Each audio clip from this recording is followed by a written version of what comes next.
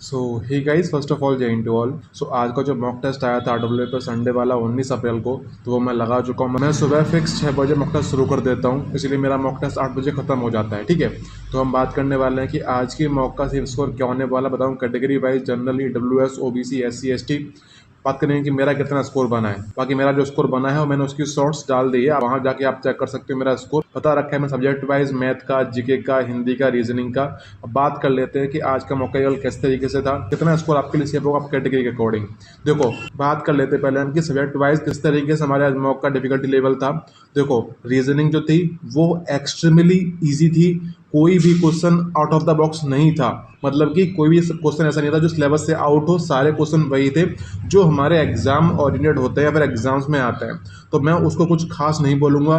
मेरा कोई क्वेश्चन गलत गया है एक रीजनिंग के अंदर, बट मेरे को नहीं पता कि गलत कौन सा गया है। आई थिंक कोई क्वेश्चन ऐसा होगा जिसमें स्टेटमेंट पूछेगी होगी, मेरा वो गलत गया होगा, क्योंकि मेरा गलत होने का चांस था ही नहीं कोई, क्योंकि मैंने बड़ी ध्यान से रीजनिंग को किया था। इस तरीके से रीजनिंग मेरा सिर्फ एक क्वेश्चन गलत गया है। तो आप लोग बताना है कि आपको रीजनिंग कैसे लगी थी आज के मौके के अंदर। बात कर लेते हैं नेक्स्ट हमारी जो हिंदी है। मैंने बता रखा आपको मैं हिंदी पढ़ रहा हूँ जीत सीरीज से, तो मेरा जो हिंदी साहित्य है मेरा बहुत ज़्यादा वीक है। पहले मेरी पूरी हिंदी वीक थी, बट मैंने हिंदी को मोस्टली कवर कर लिया है जीत सीरीज से। साथ में जो बुक जो आती है राजपाल सिंह की, तो मैं उस बुक से प्रैक्टिस कर लेता हूँ साथ में। इस तरीके से मैंने अपने जितना मेरा हो पाया हिंदी मैंने कवर कर लिया है। अब मेरा बाकी है हिंदी साहित्य। मेरे क्वेश्चन गलत हुए 3। आई थिंक तीनों क्वेश्चन मेरे हिंदी साहित्य के ही होंगे, क्योंकि बाकी मेरी एक्यूरेसी थी 100%। मुझे पता था कि इसका आंसर यही होगा, चाहे आपका समास हो, संधि विच्छेद हो, कुछ भी हो। मेरे को समझ में अब आ रहा है कि किस तरीके से करना होता है, क्योंकि मैं उसको टाइम दे रहा हूँ। मैंने अगले हफ्ते पूरा मैंने सिर्फ हिंदी पढ़ा है। मैंने ना मैथ छुआ ना रीजनिंग, मैंने कुछ पढ़ा ही नहीं है। पिछले हफ्ते में मैंने हिंदी के साथ में मैंने पढ़ा था एंशिएंट हिस्ट्री को रिवीजन किया था मैंने,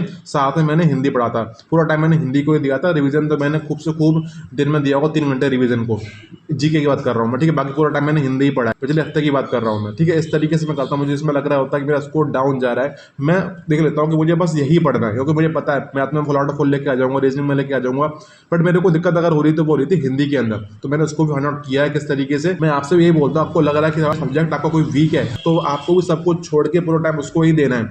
जब तक आपका वो स्ट्रॉन्ग ना हो जाए, जब तक आप उसको टाइम देते रहो। टाइम दोगे अपने आप सब्जेक्ट आपका भी अच्छा हो जाएगा, आप एग्जाम में क्वेश्चन कर पाओगे जैसे आप मॉक में करोगे, ठीक है। तो मैंने आपको हिंदी क्लियर कर दिया। अगर किसी को पता हो कि हिंदी साहित्य को किस तरीके से पढ़ना होता है या फिर कहाँ से पढ़ना बेस्ट रहेगा, एग्जाम में क्वेश्चन में कर पाऊँ या क्वेश्चन मॉक में कर पाऊँ, तो भाई कमेंट करना बता देना कि भाई हिंदी साहित्य के लिए मैं कंफ्यूज हूँ अभी कि हिंदी साहित्य में कहाँ से करूँ, ठीक है।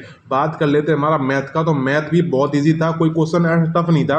मैथ में जो क्वेश्चन थे वो बिल्कुल मतलब ऐसे क्वेश्चन थे, प्रॉफिट एंड लॉस, परसेंटेज, एक क्वेश्चन लास्ट में DI का भी था कि इतना इतना दे रखा था, उनका एवरेज निकालना था, ठीक है। इस तरीके से क्वेश्चन जो थे, क्वेश्चन सिंप्लीफिकेशन से भी था, तो बड़े आसानी से मैथ के क्वेश्चन हो गए थे। मैंने उसको लगभग आधा घंटा मैंने दिया था मैथ को, तो जो कि बड़ी इजीली आप कर लोगे, क्योंकि क्वेश्चन भी 25 ही आए थे मैथ के, ठीक है।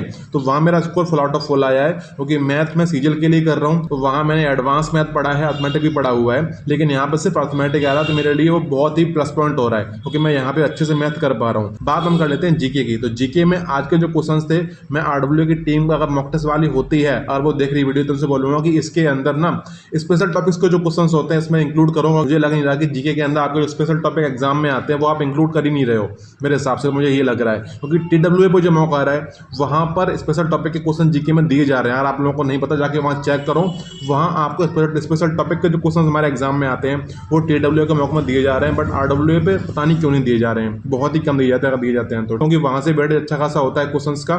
तो मेरे अकॉर्डिंग RWA को भी देना चाहिए मॉक टेस्ट के अंदर, क्योंकि बहुत लोग रिलाई करते हैं RWA के मॉक के ऊपर।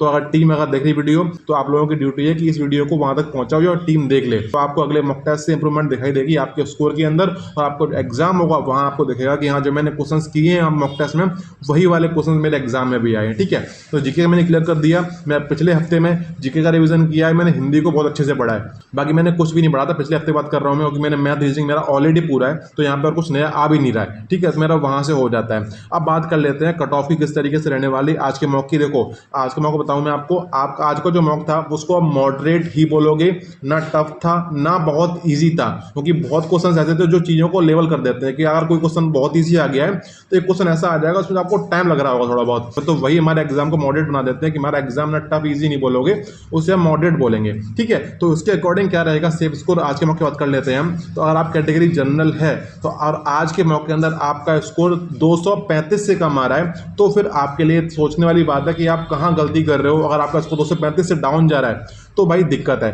देखो आपकी गलती कहाँ कर रहे हो, उनको नोट करो, उन पे लिखो, और अगले हफ्ता जो हमारा आ गया है, हमारा सोमवार शनिवार तक, आपको सिर्फ वो सब्जेक्ट को ही देना है जो आपके नंबर कटवा रहा है। बात कर लेते हैं हम ओबीसी के लिए, तो ओबीसी के लिए 230 नंबर से 232 नंबर रहेगा आज के मॉक का सेफ स्कोर। अगर आप इससे डाउन हो तो वही करना है। आपके जो क्वेश्चन है कौन से टॉपिक में गलत हो रहे हैं, आपको सिर्फ वही सब्जेक्ट पढ़ना है हमारे अगले हफ्ते के अंदर, ठीक है। अगर आप इस तरीके से कर ले तो अगले मॉक में आपको 100% इंप्रूवमेंट दिखाई देगी, मैं गारंटी से बोल सकता हूं।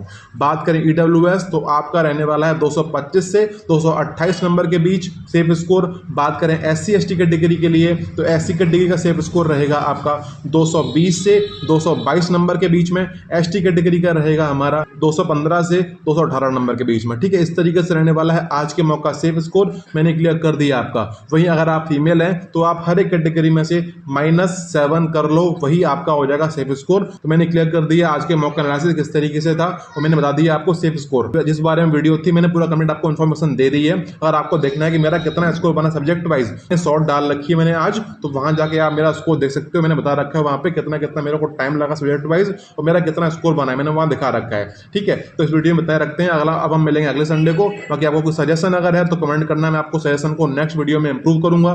बाकी अब हम मिलेंगे अगली वीडियो में, जब तक के लिए जय हिंद, थैंक यू।